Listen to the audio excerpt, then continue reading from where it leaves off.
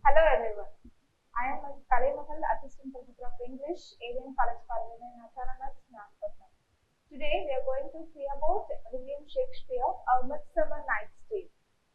I give a small introduction about Midsummer Night's Dream. It's a comedy play written by William Shakespeare. It's about 1595 or 1596. The play is set in Athens and consists of several subplots that revolve around the marriage of Theseus and Hippolyta. One subplot involves a conflict among four Athenian lovers. Another follows a group of six amateur actors rehearsing the play, which they are to perform before the wedding. Both groups find themselves in a forest inhabited by fairies who manipulate the humans and are engaged in their own domestic intrigue. A Midsummer Night's Dream is one of Shakespeare's most popular and widely performed plays. The play's characters, the Athenians, Theseus, a Duke of Athens, Hippolyta, a queen of the Amazon, Henia in love with Lysander, Helena in love with Demetrius, Lysander in love with Henia, Demetrius, suitor to Henia, Aegeus, Henia's father, Philoctetes, Theseus, master of revels. The mechanicals, Peter Queens, a carpenter, the director and speak the prologue. Nick Bottom, a weaver, plays Pyramus. Francis Flute, Bellows mentor plays Disney. Snang, a junior, Jonah playing a line. Tom Snout, a tinker plays Wall. Robin Starling, Tyler plays Moonshine. The fairies, Oberon, a king of fairies, Titania, queen of the fairies, Puck, Oberon's canvas spirit, a fairy peace blossom, a cobweb, both mustard seeds, servants to Titania. Angel changeling, like in a word of Titania. First act and act 1, scene 1. The play opens with Theseus and Hippolyta, who are 4 days away from their wedding. Theseus is unhappy about how long he has to wait, while Hippolyta thinks it will pass by like a dream. Theseus is confronted by Aegeus and his daughter Henia, who is in love with Lysander, and resistant to her father's demand that she marry Demetrius, whom he has arranged for her to marry. Enraged, Aegeus invokes an ancient Athenian law before Duke Theseus, whereby a daughter needs to marry a suitor chosen by her father or else face death. Theseus offers her another choice: lifelong chastity as a nun worshipping the goddess Diana. But the two lovers both deny his choice and make a secret plan to escape into the forest for Lysander's aunt's house to run away from Theseus. Henia tells their plans to Helena, her best friend, who finds unrequited for Demetrius, who broke up with Helena to be with her. Desperate to reclaim Demetrius' love, Helena tells Demetrius about the plan and follows them in hopes of finding Henia, his true lover. Then Act 1, Scene 2, the mechanicals, Peter Queens and the fellow players, Nick Potter, Francis Flute, Robin Starling, John Snow, and Stan. They are planned to put on a play for a wedding of Duke and the Queen. The most lamentable comedy and most cruel death of Pyramus under display. Queens reads the names of characters and the best of them on the players. Nick Potter, who is playing the main role of Pyramus, is over enthusiastic and wants to dominate others by suggesting himself for the characters of this play, the lion and the Pyramus at the same time. Queens insists that Bottom can only play the role of Pyramus. Bottom would also rather be a tyrant and receives some lines of Achilles. Bottom is told by Queens that he would do the lion so terrible as to frighten the duchess and ladies enough for the Duke of Lords to have the players hanged. Snang remarks that he needs a lion's paw because he is slow of study. Queens assures Snang that the role of the lion is nothing but roaring. Queens then ends the meeting by telling his actors at the Dukes of Oak we meet. Act 2, the first scene, The Quarrel of Oberon and Titania by Joseph Noel Paton. In 1841, in a parallel plot line, Oberon, king of the Paris, and Titania, his queen, have returned to the forest outside Athens.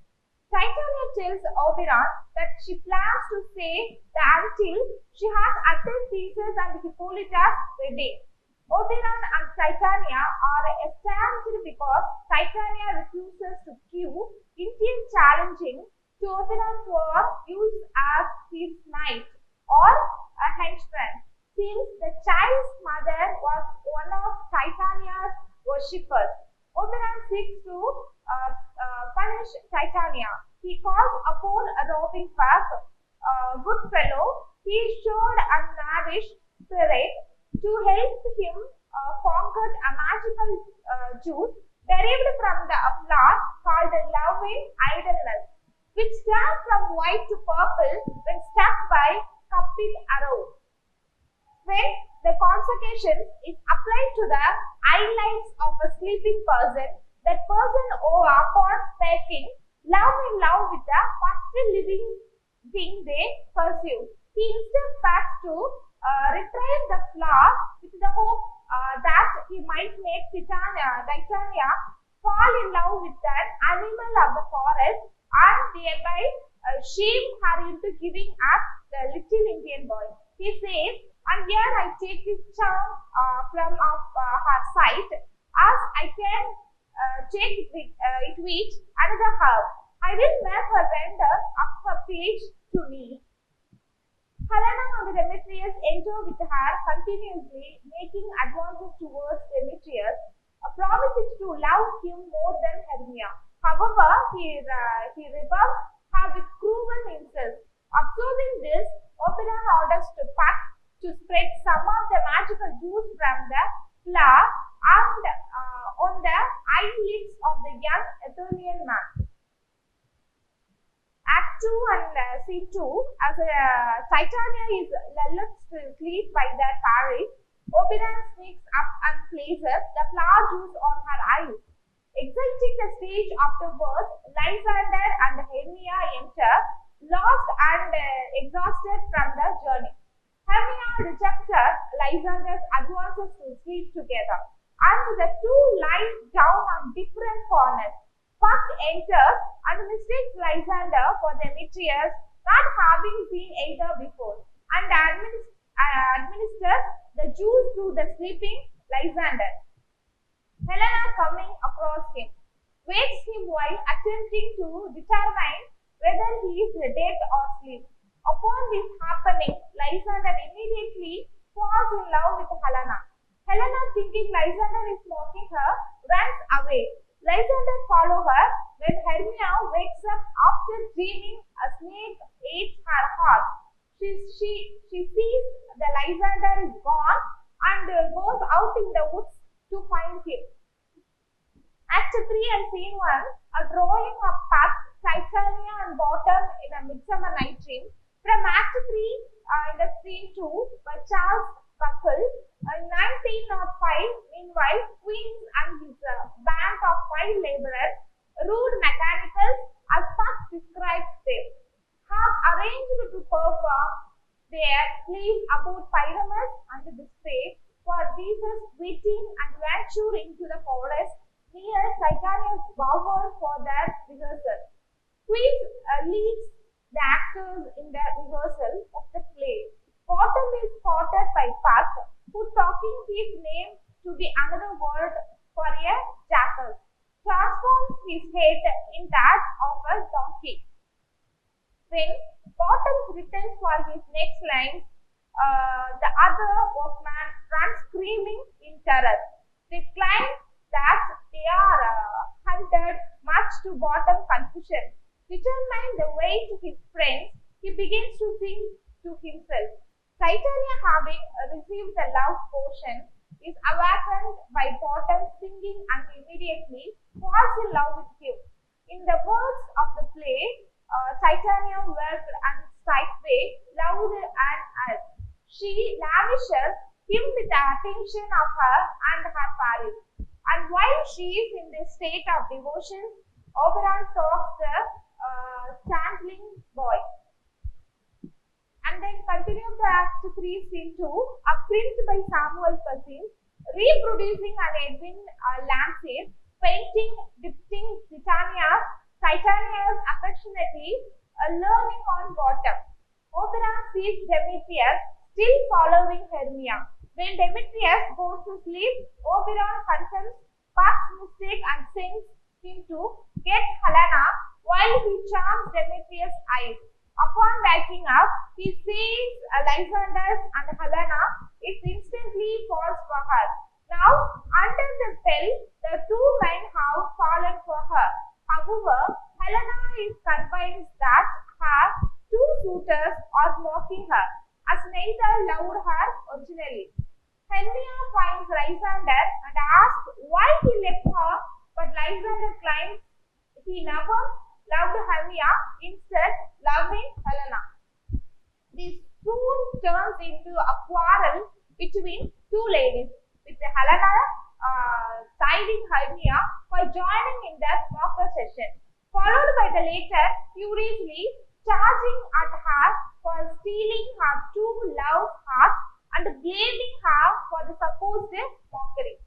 Oberon and Puck decide that they must resolve this conflict, and by the morning, none of them will have any memory of what happened, as if it were a dream.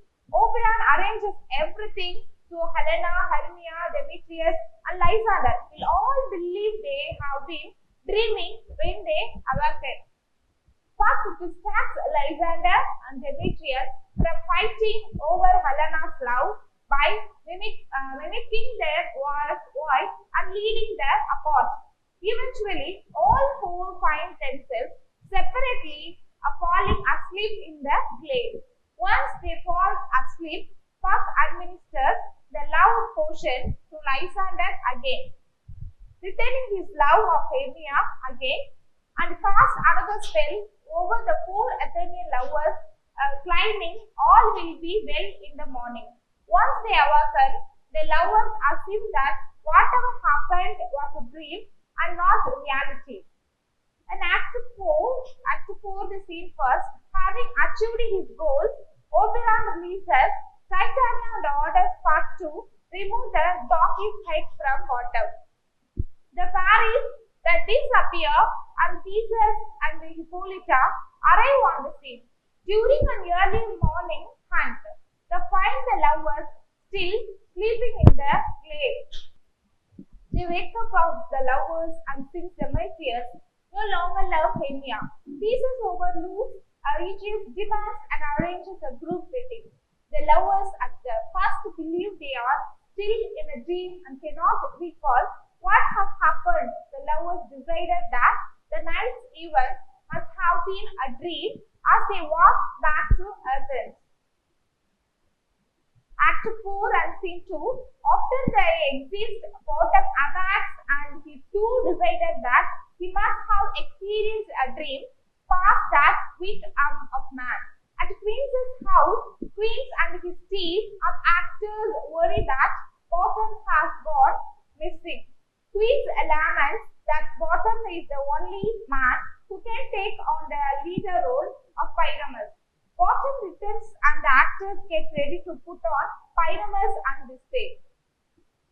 In the final scene of the play, Theseus, Hippolyta and the lovers watch the six workmen perform Pyramus and this way in Athens. The mechanicals are so terrible at playing the rules that the guests laugh as if it were meant to be a comedy, and everyone decides to wait. Afterwards, Oberon, Titania, Puck and other parties enter and bless the house and its occupants with good fortune. After all the other characters leave, Puck restores Amand and suggests that what the audience Thank you.